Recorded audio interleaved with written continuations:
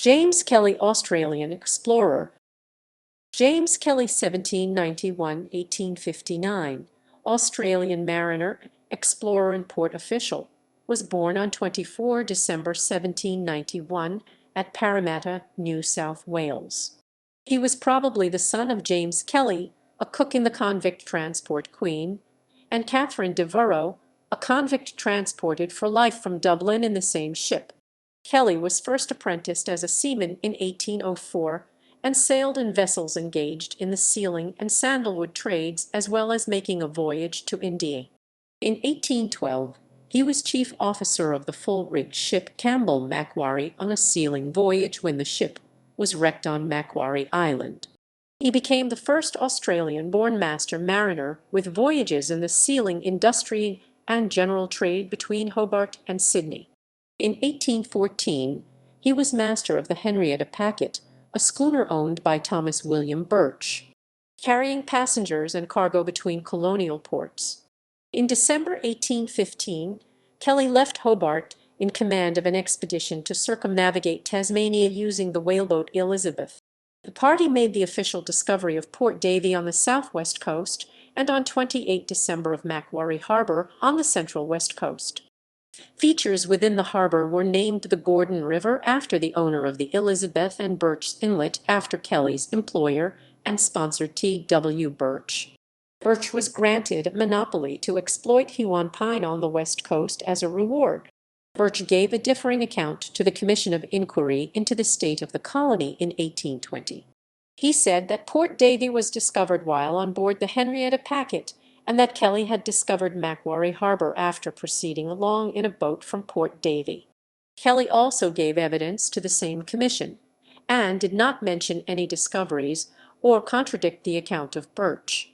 In November 1817, commanding Birch's Sophia, Kelly sailed on a sealing venture to New Zealand and entered Otago Harbour. With him was William Tucker, who had settled in the area in 1815 and was returning.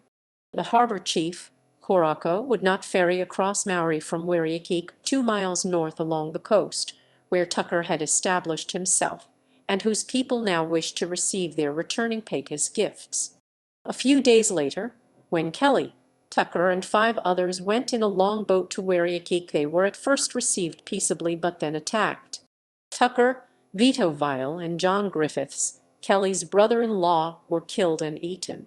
Kelly returned to the Sophia still lying in the Otago harbour, and now distrusting Maori there attacked them, destroying canoes and burning the beautiful city of Otago, which he said had 600 houses.